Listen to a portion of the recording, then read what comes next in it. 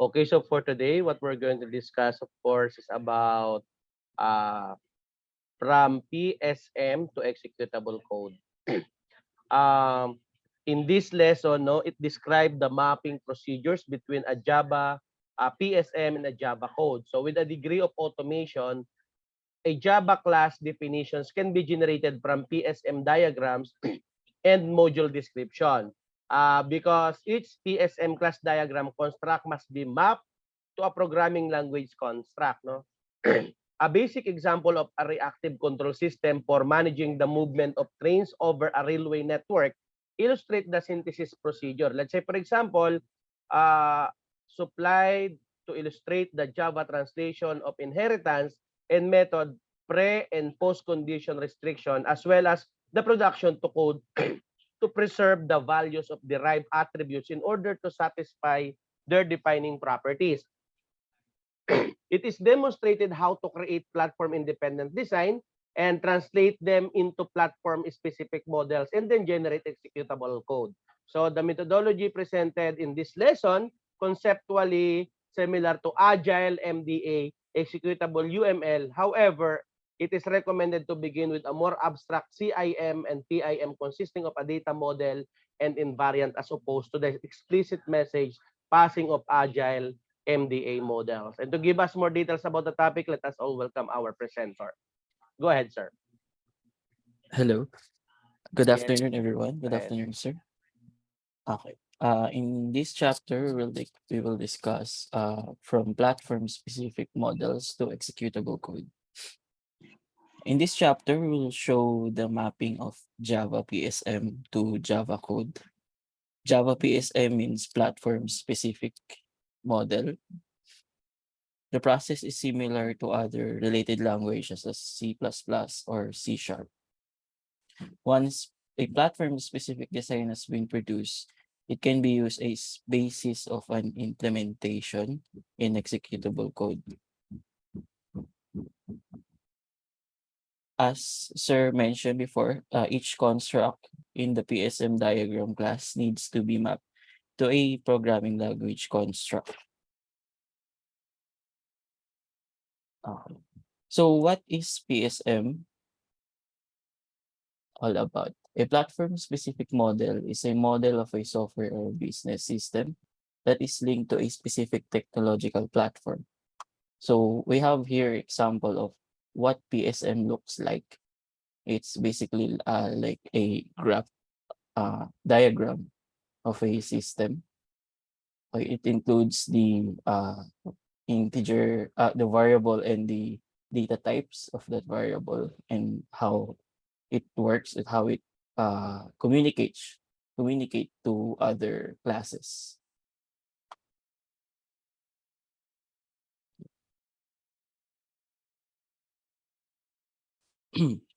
In this table shows the mapping of UML elements to Java. On the left side, we have the class diagram elements of PSM. And on the right side, we have the Java program construct, which shows how it looks like on Java code.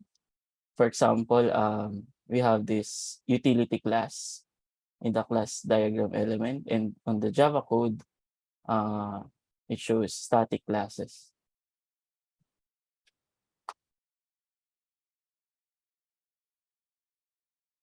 Ah, on this slide, it shows the association of class A to B and declaration in Java class for A. Okay. An ordered association of n multiplicity A to B corresponds to a Java array of size B. An ordered multiplicity association and corresponds to a Java list. An unordered multiplicity association and corresponds to a Java set. In this diagram on the left side, we have the association from class A to B from PSM, and how on the right side we have the example on how it looks like on Java code. So on Java code, we have Java array array of B is equal to new array of B, and n, the key of array.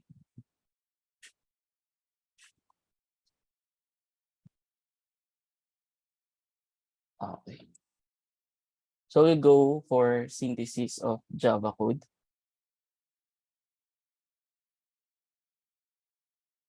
In the following, we'll describe the automation program's synthesis approach, which uses the following code generation strategies. Classes are responsible for maintaining their own local variants only, that is, variants which do not involve features of other classes. All other variants are made the responsibility of a single controller class, representing the entire system.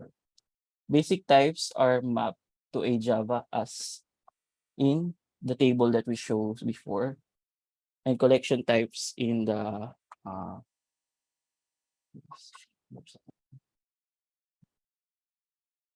in here.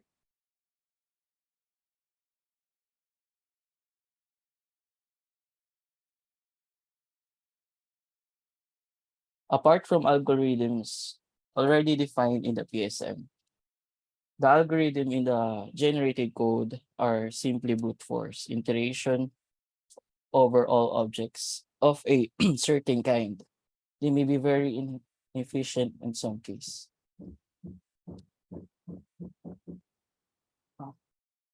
In this image, the architecture transition which takes place of a UML to a Java using this strategy. This controller interface lists the externally available services of the generated executable. Kahit bukas ka pa dyan, pwede na yan. Oo. Wala. Kahit bukas ka pa dyan, Bibi. Talaga pa yung sisisikan niya yung sarili niya. Okay. Moving forward, typically the generated code is the functional core of a system, and the interface enables it to be used by a GUI of a system. The code may be alternatively represent only one module within a system, in which case the controller interface becomes the interface of the module by which other module use it. In this graph, or yeah, we have the controller that uses the controller interface. So each modules A to D uses this controller interface. I mean, can use also because this controller uses this controller interface, which we can use controller interface inside these modules. Okay. In this table describes how particular kinds of feature in UML are translated into their Java counterparts. Okay. On this PSM, example PSM, we have triggered. Triggered is equal to 2, equal to greater than alarm is equal to true. Or if we transfer that or convert that to a Java code, if triggered is equal to true, and then we set the alarm variable equal to true. In this written controller class, which has sets of private list system is equal to array of list, and private list sensors is equal to array of list of all existing system and sensors object.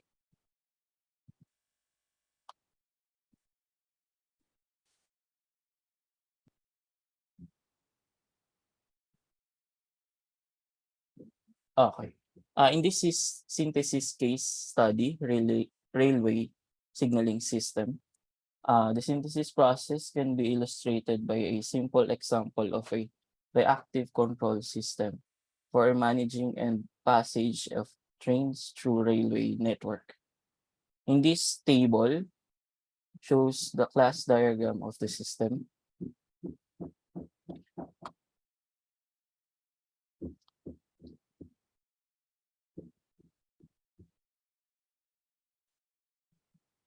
There are many constraints that can be defined for a system, but we will only consider three. Okay. In here, we have the class diagram of signaling system.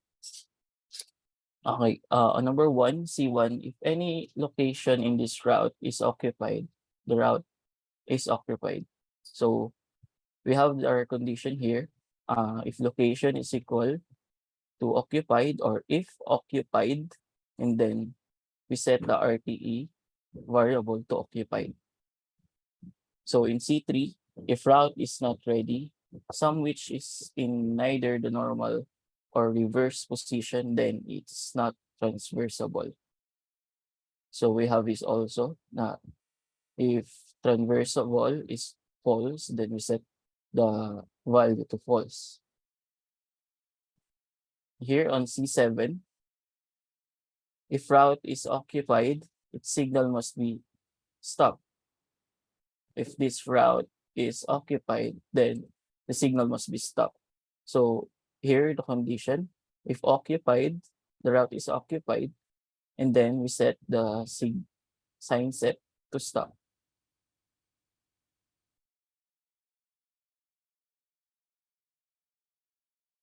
Here what it's look like when we convert the PSM diagram before to a Java code.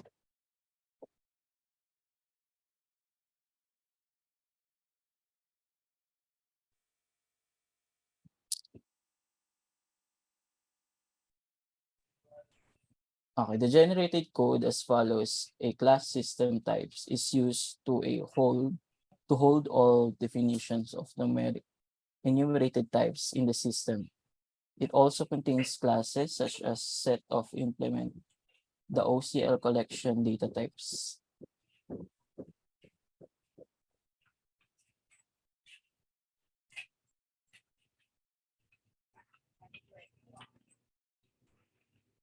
Uh,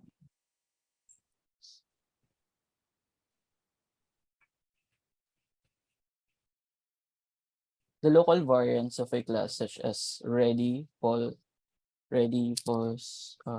reversible. Yeah.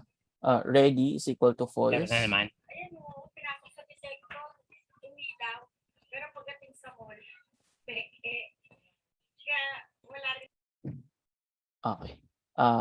Here we have ready is equal to false, or if false, transversable, and then well we return the value false.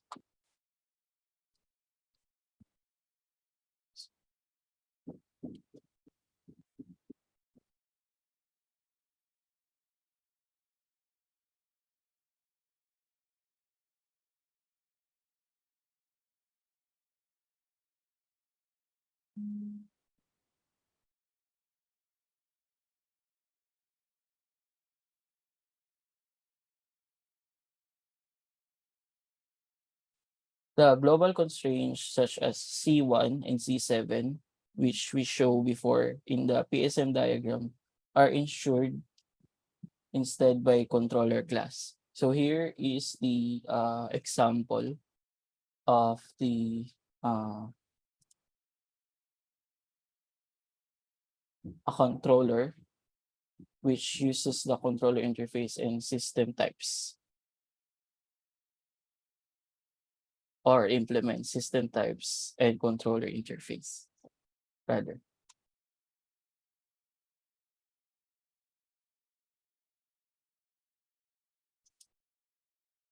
The singleton, this controller use singleton pattern, which we discussed in previous chapter, is used to obtain a unique controller instances.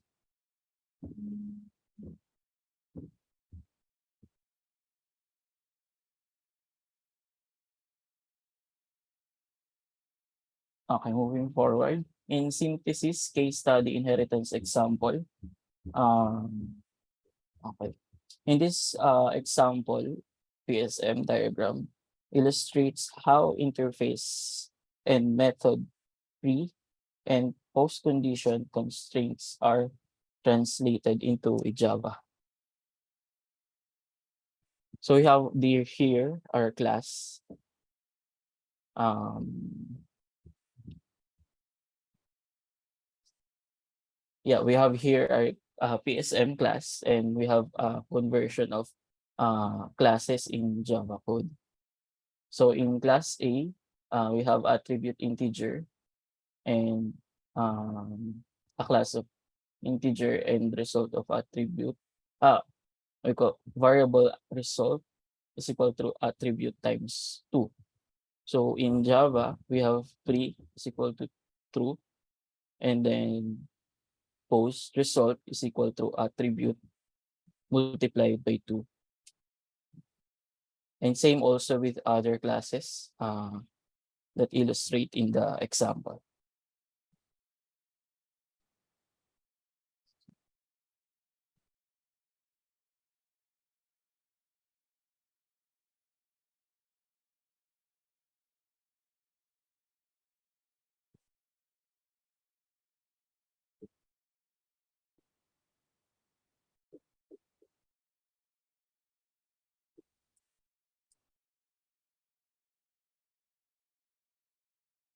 Mhm.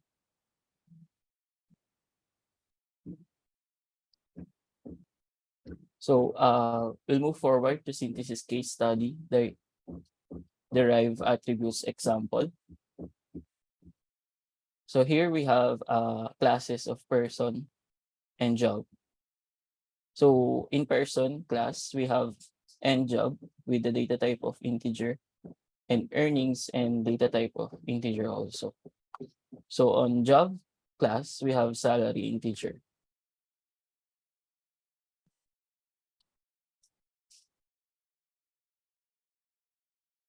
This example illustrates the generation code to maintain the value of divert attributes in order to satisfy their defining properties. This diagram shows the classes of the system. So if we this how it look like it we if we convert it to Java code.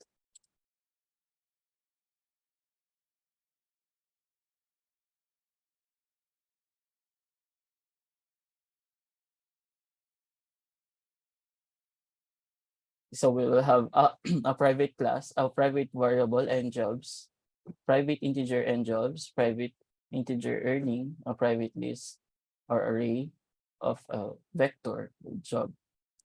I mean, private variable list job is equal to new vector. Vector means an array variable. Okay. In pub, we have also a classes of person. Then on that class or class of function, we declare the sets of uh, jobs and earning, and same also with other functions that we have in the person class. And here is also the continuation of the uh, Java code of we that we provide the diagram, the PSM conversion of the diagram that we showed before.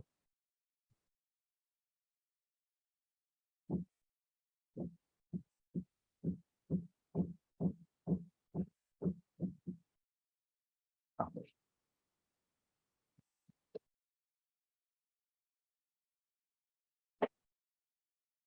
The definition of set jobs, salary, and add jobs functions and remove jobs is due to need perspective, the truth of invariance. For example, n job is equal to job that size here, earnings equal to job that's a salary sum. And jobs means equal to job that size. It means the size of the job array which this person has, and earnings is equal to job plus job. That salary means the salary variable, and then the sum of all salary that this person has a job.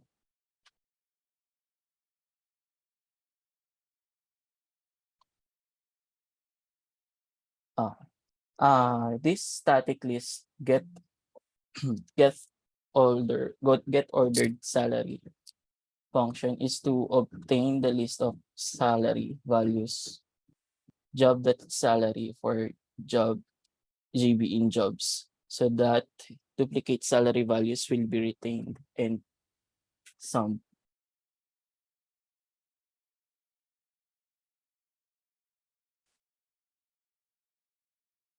Okay.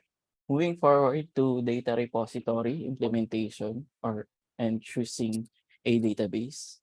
So here are the example list of databases that a large number of databases system exists in which Microsoft Access, MySQL, PostgreSQL, and Oracle are some most widely used. So here the in the table shows the properties of these databases. In MS Access, we have data capacity medium, MySQL high, and Postgres and Oracle is high.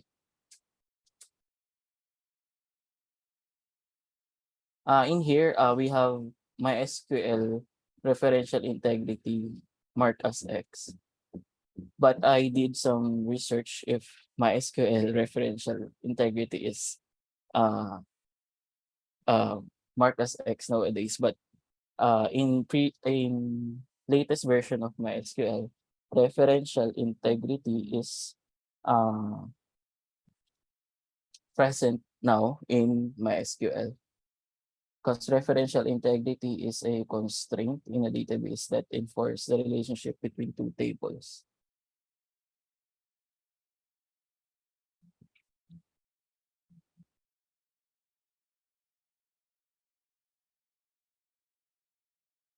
Okay. So now we'll proceed to production of an XML data repository. So what is an XML? XML stands for Extensible Markup Language. Its XML tags is identify the data and are used to store and organize data rather than specifying how to display it like HTML tags, which are used to display the data.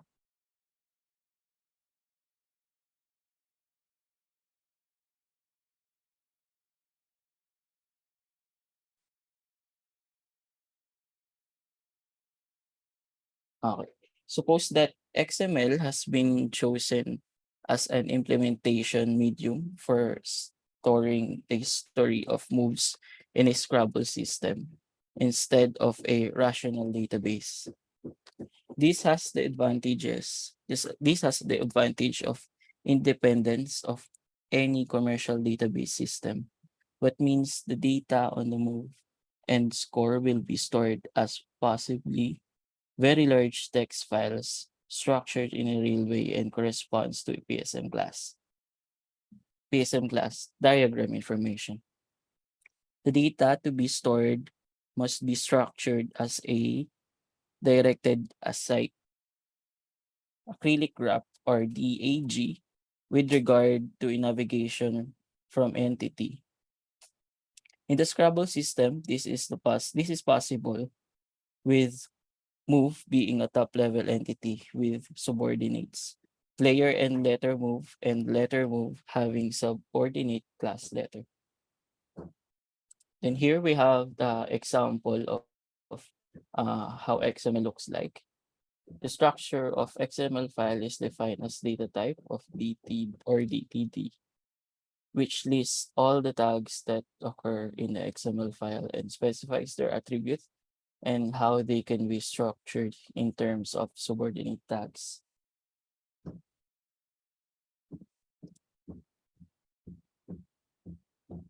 And this is how DTD look like in XML.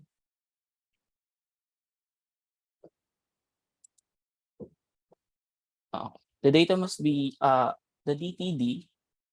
The data must be organized into a strict hierarchy, a tree or direct acyclic, yeah, and the root of XML schema of the master entity.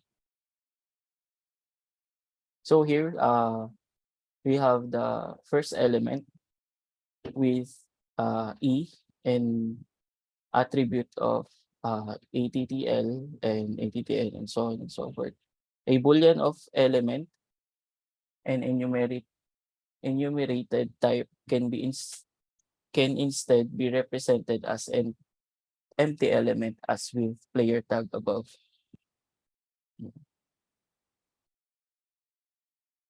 Here we have the art element, which has the PCDDATA. A role is represented as a list of a single item of an entity if it is attached to the depending on its multiplicity. For a 9 role, we will have here we have the role element with the attribute of F. For example, for a 0 to 1 role is used, and for A1 role plus is used the default. No annotation means 1 multiplicity.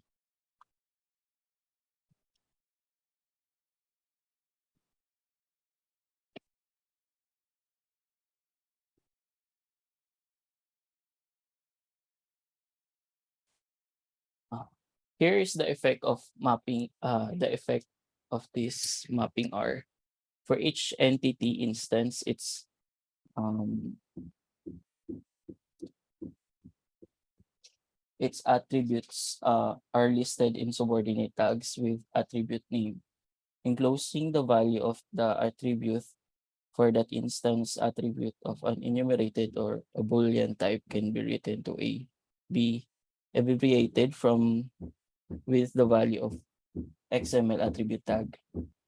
A link to a subordinate object is represented by including the subordinate object with the elements of its master. If there are different association to the same class, the subordinate objects would be the same as the element of a tag, named after the role name of the subordinate entity in that association of the role name association. The role name tag would be listed at the same level as the attribute of the master entity. Notice that the attribute of role with the same name belong to the different entities must have the same DTD translation of an example is core. An alternate an alternative way to specify the allowed structure of an XML document is via XML schema. Writing XML of a class is a simple matter of a printing out the attribute data enclosed by their tags. For example, the methods which do is the move histories are here. Here what it's look like if we um, generate an XML using Java code. So in here, we'll just have a variable of res, and then we'll declare the tag of XML, and then we add a break line on that and concatenate the score. And we could also concatenate the close tag of the score.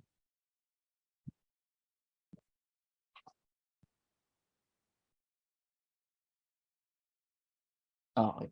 So here, we also have a loop. We loop the letter size, and then we declare the value of the uh, variable res.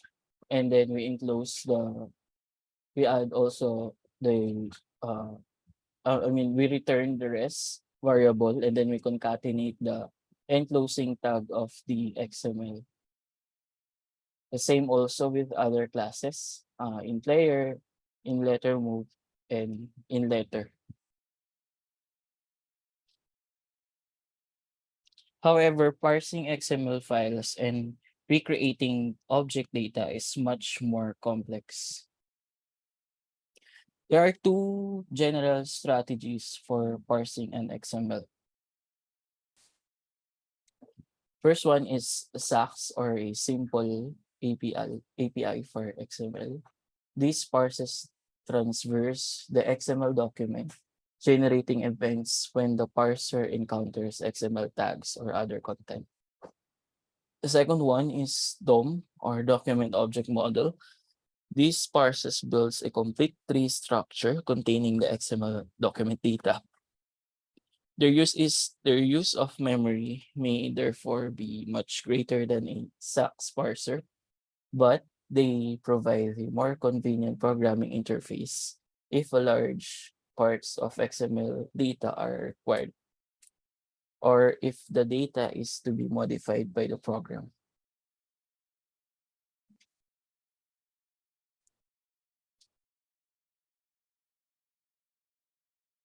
Uh, since in the Scrabble example, we need to obtain the information stored in the XML parse tree. DOM parsing is more appropriate in this case. If only selected items were needed, SAX processing could be more instead. In Java 1.5 contains SAX parsing classes and DOM parsing classes in the or that DOM package.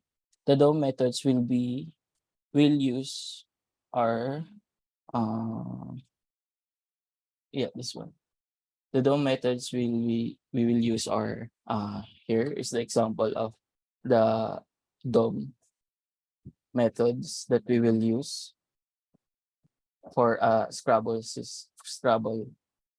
system.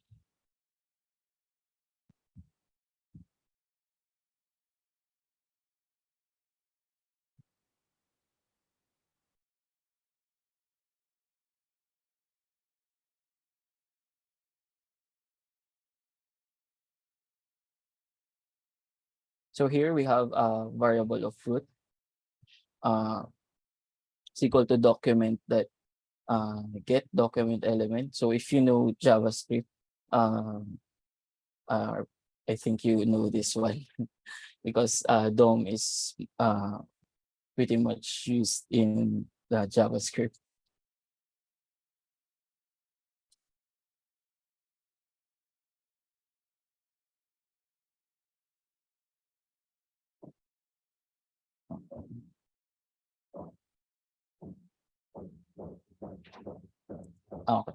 This following code applies these DOM navigation methods to be exact move data of an XML files.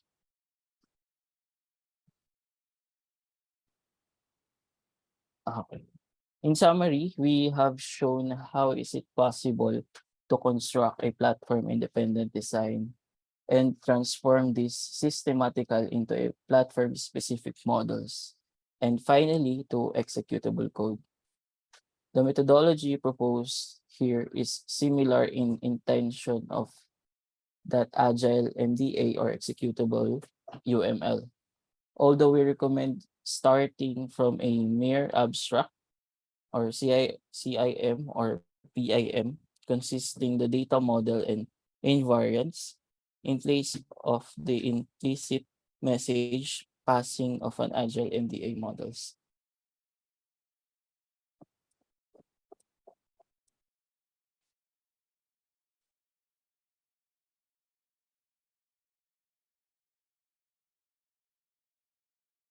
Hello, sir.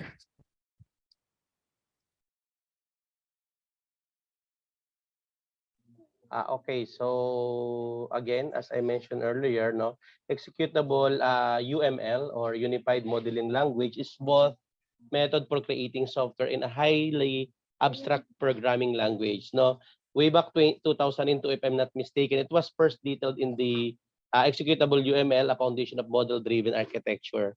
So this language combines a subset of graphical notation of the unified modeling language with executable semantics and timings restriction. So this executable UML approach succeed that Schiller-Mellor method, no? So executive UML models, as our presenter mentioned, can be executed, tested, debugged, and assessed for performance, and can be turned into a less abstract programming language to target a particular implementation. So it shares also that executable UML facilitates model-driven architecture, or MDA, as what, of course, we remembered by defining platform-independent models and compiling them into platform-specific model, most applicable for Java programming. It's just not only for an object-oriented but focused on the advanced programming language. So executable UML is a higher level of abstraction than programming language of the third generation. And this allows developers to develop at the applications level of abstraction, and the executable UML aims for concern separation, and this is intended to facilitate reuse and reduce the price of software development. This is also support cross-platform executable UML domains, right? Therefore, it is independent on any particular programming language, platform, or technology. So executable UML permits the transformation of platform independent models, or yung PIM na tinatawag natin, into platform-specific model, as our presenter mentioned. So the executable UML technique enables the model to be valued as intellectual property, as the model provides a fully executable solutions to the problem domain. So we need to take note that action language is used to describe actions, and this means that the output of the automatic production of implementation code from the executive unified modeling language model can be optimized. So again, executable UML is meant to function above code and documentation. And the models are compatible, uh, compatible, no? Graphical, executable, specific of the issue space, and they are also meant to legible by human. So I think that's it for this topic. Thank you to our presenter for today. Thank you for having and sharing the form platform specific models to executable code. So next meeting, we're going to continue our discussions related, of course, on the topic covered with the internet design, specifically with Java multi-threading and Java input-output programming. So thank you for attending our class. May I request everybody please turn on your camera as part of our attendance. Okay? Thank you, presenter, and congratulations.